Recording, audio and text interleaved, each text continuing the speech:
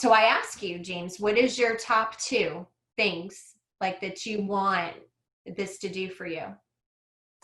Yeah, I'm probably looking for something that is an all-around health tonic, right? Like, so the anti-aging component, just something that supports health. So I'm not seeking to kind of treat any The particular homeostasis and balance. yeah, yeah, exactly. So your flowers, Okay. lavender, geranium, ylang ylang, rose would be a bit much, I think. Um, Hmm. but any of your flowers, they're your balancers, they're your harmonizers. That's what's bringing you. So the teeter totter is just off a little bit.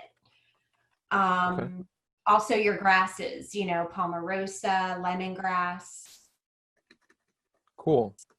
Yeah, I didn't really know that about the flowers. Also, I wonder regarding internal versus topical use. Obviously, some are only appropriate topically.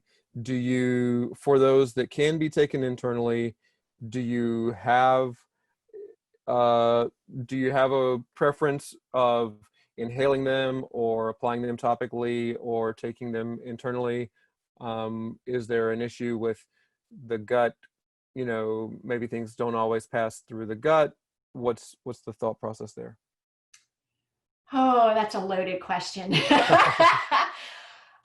So the only way I share is I share authentically. So personally, I'm not a huge advocate of internal use. Okay. I'm not saying never. I'm just saying you really have to be well versed. Being in the position that I am with with NAHA, we hear a lot. I just have more people reaching out to me. Normally people reach out to us because they want us to fix something because they didn't pay attention, they didn't follow educational rules, and they want us to fix them. And so one of the things that we're seeing is there are certain companies that promote internal use. First and foremost, let me tell you, I'm not a doctor, I don't diagnose, I don't prescribe, and I don't play one on TV. Hmm. So if I was to talk internal use with you, I would be practicing medicine without a license. I see. I see. So listen to my words, because if you're a coach and you're doing that, you need to be safe, because there's people that are using that and saying and misusing information and misrepresenting information that are causing a black eye to the whole industry.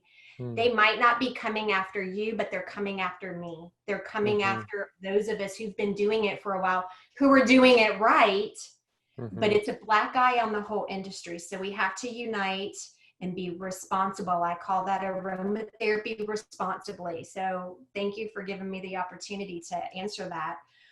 The second thing with internal use is we're seeing a higher incidence of renal failure, kidney Hmm. failure, Hmm. liver failure, and burning and putting holes in the lining of the esophagus because they are not emulsifying that. So Hmm. your essential oils are fat soluble. They are not water soluble. You Hmm. cannot put them in water and they emulsify. You have to put it in a fat-based carrier, whether that, that's why people put the alcohol in the blends.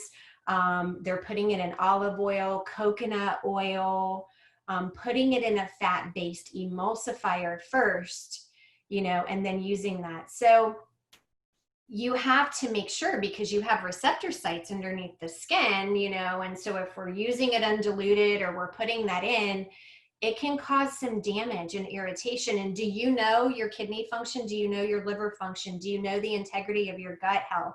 Do you know where your microbiome is right now? Do you have a hiatal hernia? There's a lot of questions, because if you don't know that, then we are not aromatherapy responsibly, by doing Hmm. that. So if you choose, because I can't tell you what to do, but if you choose to do an internal format, I just encourage you to understand the chemical constituents, to understand anatomy and physiology, to understand the person that you're using that with, including yourself. And then you do it right.